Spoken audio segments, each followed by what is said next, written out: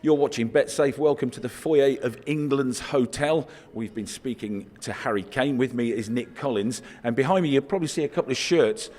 Nick, they're from two important years in England's history. Just a bit, Pete. Yeah, 1966, of course, the 4-2 win in the final against West Germany. England's finest hour, Geoff Hurst's hat-trick. Sir Geoff Hurst, of course, as he is now. And also 1990, we shouldn't forget that. I remember being in Turin, that heartbreaking night when England lost on penalties after another fabulous game against the West Germans. 1-1 that night, and then, of course, Germany went on and England went home. And yet again, we had that feeling, if only it could have been different. But yeah, two shirts that absolutely mark the two high points, really, of England's World Cup history. Just want to mention, I only remember one of those, Nick. But I remember both. I watched both. We just spoke to Harry Kane, and he is very much talking of more success with England. He wants to win things with England, and you get a confidence that he thinks he will.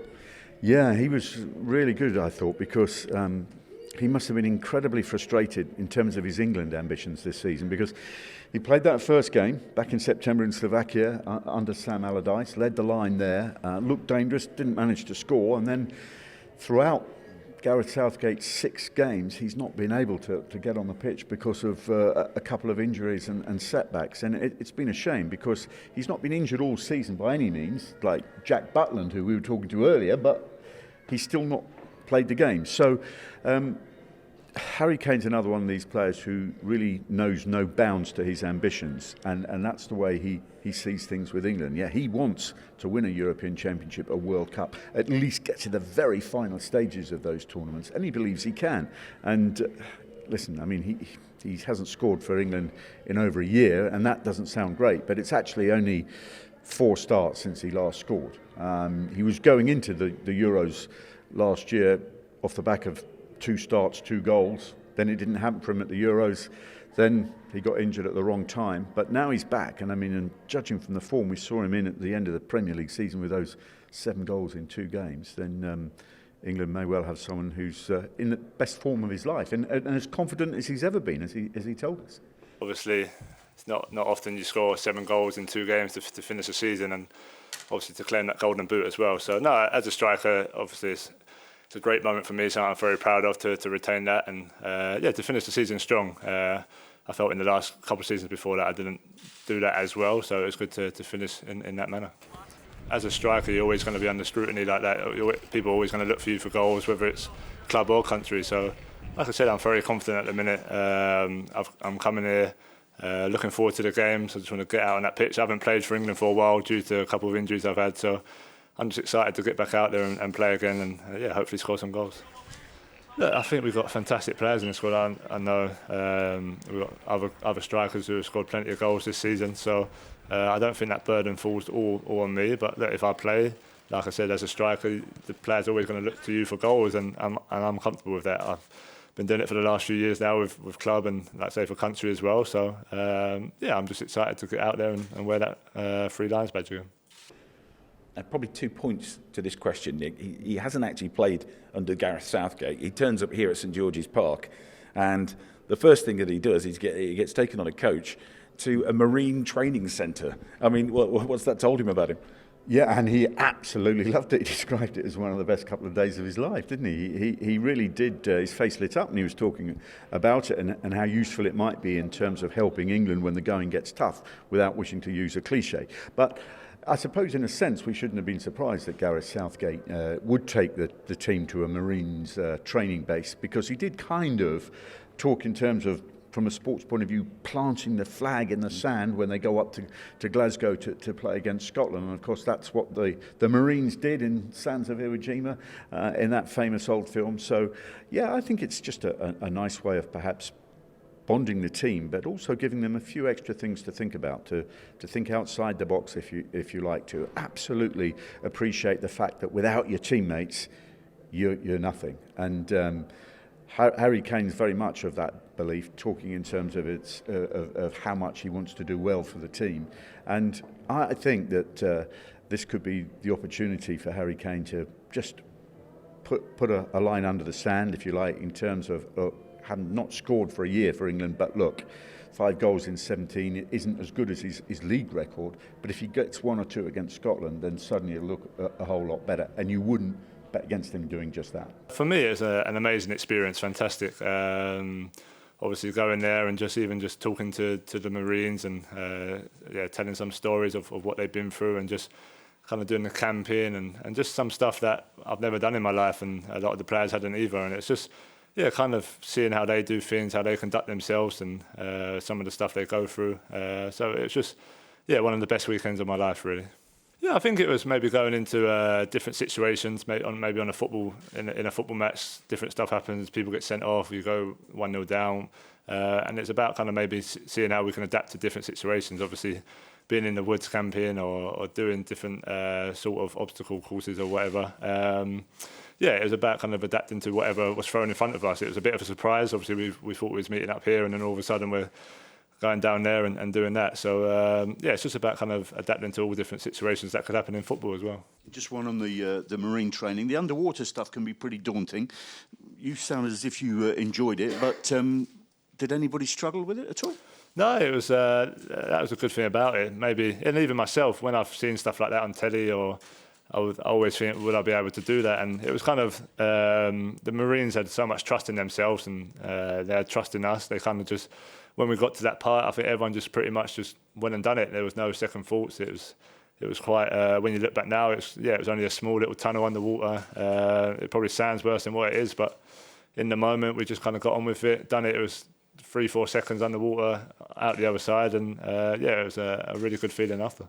You always get judged on the big games and the big moments, and you see the world's best do it every time they seem to be on that occasion. So first and foremost, we've got to get there as a team, but then definitely as a player, you want to prove to the world that you're as good as anyone else. So I'm no different. I want to prove to everyone here and everyone across the world that I'm one of the best strikers out there.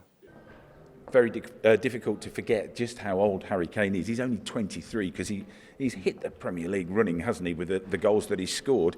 Internationally, not so much. He's going to want to bring that up to match it, isn't he? Yeah, he is. And in actual fact, to quote him, he said, well, if I get 2 or 3 against Scotland and a couple against France, then suddenly my record looks good. And my goodness, it would do. I mean, he had an absolutely amazing start to his international career. If you remember, he came off the bench and scored within 30 seconds with his first touch. So that was fantastic. He has continued to look dangerous when he's played for England. OK, the Euros didn't quite go his way. But Gareth Southgate has huge confidence and belief in him. Don't forget, he had him at the England Under-21 tournament as well. So he knows what Harry Kane is capable of. And that will help him. I mean, I suppose, if you like, the dilemma, if there is such a thing for Gareth Southgate, is how do you fit both Marcus Rashford and Harry Kane into the same team? We know Marcus Rashford sees himself as a number 9. Harry Kane sees himself as a number 9. Will he come up with a different formation to accommodate them both as a 2?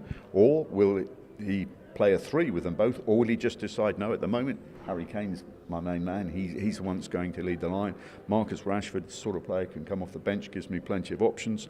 He's still a young man, if you like, learning his trade. So they are good options for Gareth Southgate. But listen, I'd love to see Harry Kane score, obviously on Saturday, just to make sure that England continue to do well in that group. But also, I think it'd be good from his point of view to wrap up what's been a fantastic season despite injuries and despite missing all those games for England. It would be a great way to round it all off for him, and just to put down a marker for future seasons.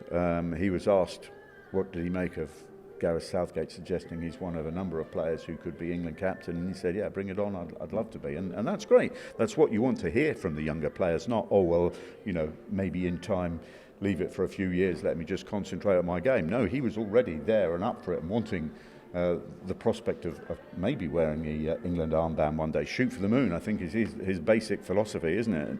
No limit to his ambitions with club or country. And it's very interesting. I thought he was asked a couple of questions about Tottenham, but he not brushed them to one side, but he made it very clear, look, I'm here with England. I don't really want to talk club issues. I want to focus on these 2 games with England. This qualifier against Scotland in Glasgow, and then of course a tricky game in Paris against France. So both of them got the opportunity there for him to score another goal again and to round off a great season in style. But as I say, as with Marcus Rashford, another young player who's mightily impressive on the pitch and off the pitch. Growing up, I've always had to prove people wrong to get where I am now, and the international is no different. I've always said myself from early that to be a world-class striker, you have to do it at club level and international level, and that's no different. And like I said, 5 in 17 ain't the worst. It ain't the worst record in the world, but yeah, as someone like me who loves to score and loves to affect the game, hopefully I can boost it up over the next 3, 4, 5, 6 years, and hopefully carry it on for the rest of my international career, and be classed as one of them top players. I think any player growing up as a footballer would dream to be England captain one day, and I'm no different. But look, it's down to Gareth. Gareth's the manager. Obviously, we've got a lot of leaders in this team, and I think that's important. That's something we're trying to get across, is that whoever is captain, but there's plenty of other leaders that can talk and help each other out on the pitch, and that's the main focus for us, really. The other thing he did say off the back of that was that a younger player, it could affect their game. Do you think it would come too soon for you, age 23? No, me personally, I don't think so. I think at the end of the day, I've been captain for Spurs a few times, and look, it's you wear an armband. I think sometimes it gets built up a lot to be a captain, and obviously it's a fantastic thing. But like I said, in this team, and I think this day and age, there should be more than just one leader out there. So for me personally, no, I don't think it would. But that's a matter of opinions, really. I think obviously club football, you're in a rhythm all the time. You're playing week in, week out, but with country, it's not like that. You meet up every now and then. But look, it's something I've got to get used to. Like I said, I want to get back playing, hopefully get back scoring. If I score maybe a hat-trick on the weekend and a couple in the next game, the ratio might not look so bad. So, as a striker, it's always good in that manner because you can always change that. So, 5 in 17 ain't a terrible record, but it's something I want to improve. So, hopefully that can start on the weekend. I don't really look at records, but I definitely look at ex-players and how they played and kind of what I can use to help my game. Obviously, Alan Shearer was a fantastic player for club and country, and it's something that I aspire to be. Obviously, I'm still young, still learning, but players like that, watching players like that, can only help me. And that's what I've got to try and do. Obviously, transform the club form into the England badge and use it well.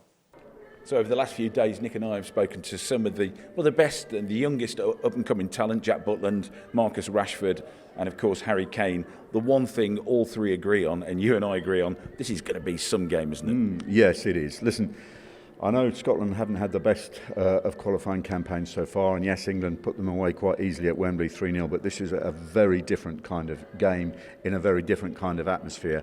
And England was successful when they went to Celtic Park a couple of seasons ago. Wayne Rooney got 2 goals. England won 3-1, and they look clearly the better side. And they should be the better side this time. But there is that X factor, if you like, of the fact that Hampden Park will be absolutely full. Scotland will be thinking, if we don't win this one, our chances of going to the World Cup are going to be massively diminished. It's almost like their last stand, if you like. And England will have to make sure that they can cope with the occasion as well as the opposition, and that's what will make it such a fascinating game. It's the old British derby. Maybe the rest of Europe might not be too bothered by it, but we certainly will.